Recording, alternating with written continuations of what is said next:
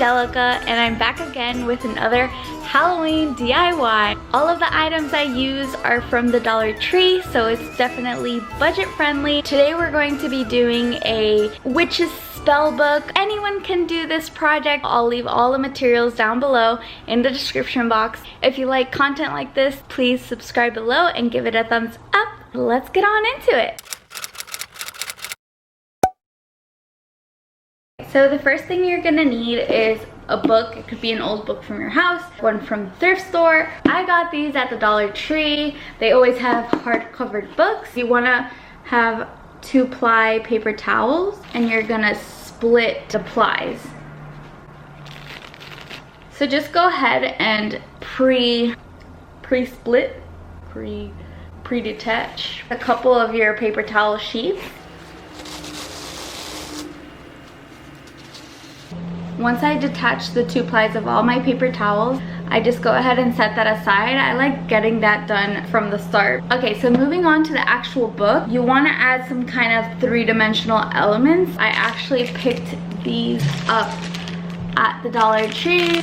I just picked these because they were the flattest ones. You want it to be 3-dimensional but not completely raised, because then once you stick your paper towels, and you'll see what I'm talking about in a second, it'll be easier for these flatter 3-dimensional creatures. I already started kind of placing these and playing around with the positioning.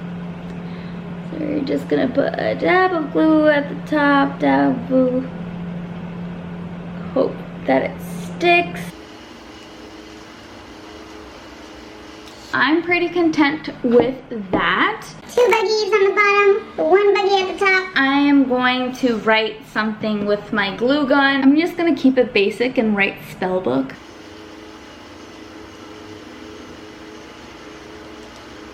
It's not the neatest, but that's okay because it fits our theme, right? If you need more of a guide, you can always print out the letters, glue that down to your book, and then just trace the letters with your glue gun, and that works just as well. So once you've finished setting everything down, your creatures, your title, you're gonna take one of your foam brushes. I actually got a pack of these. It's 6 of them, and I got them at the Dollar Tree. You're gonna start putting Mod Podge on your book, and then you're gonna go in with some paper towel.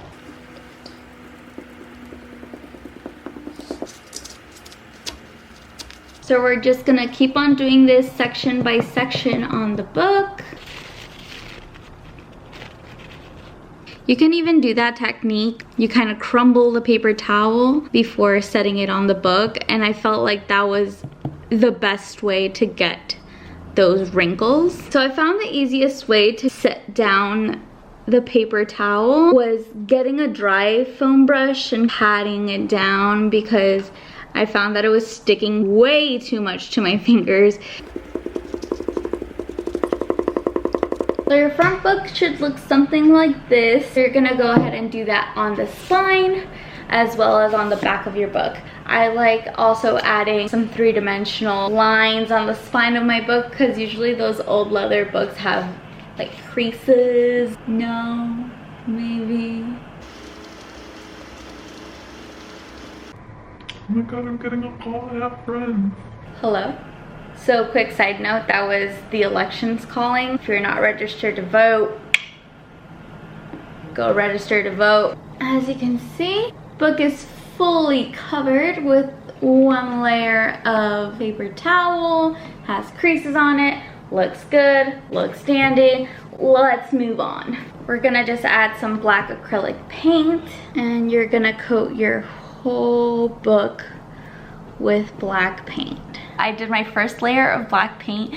Look guys, you got those creases, you got the bugs. So while I was waiting for the first book to dry, I actually started my second book. This one, I put one of the 3-dimensional bats on it, wrote witchcraft at the top with glue gun, and then I did that circular star symbol. So for the third book, I figured I'd use one of these red eyeballs I got at the Dollar Tree. Pretty centered to me. I'm not a measuring type of girl. I went ahead and built up that paper towel around the eye to make it look like it's coming out of it a little bit. Once your book is dried with the black paint all over, since it's supposed to be an old leather book, you're gonna add some brown paint. So you don't want to overdo the brown paint. Don't grab a lot of the brown paint with your paintbrush. If you do too much of that brown, you can always lessen it down with your finger. That always works. This is what your book will look like once you fan dry brush that brown paint on it. And then we're gonna go in for the fun part, adding some gold accent paints to everything that's kind of three-dimensional and raised. It just really makes everything pop and come to life. Small bit goes a long way. I rubbed on all the parts that were raised on my book, so now you can clearly read spell book. Put a little bit on the lines I did on the spine. I did some accents of gold on, lightly rubbing my finger on some of those creases. So after adding the gold paint to all the books, I'm so excited about how they turned out. We have the eyeball one. As you can see, I added less gold paint towards the bottom on this one. Well, that is it, guys. Please leave a comment down below. And which book you like the most? I look forward to seeing you guys on my next DIY video. Hope to see y'all soon. Keep it crafty, everyone. Bye!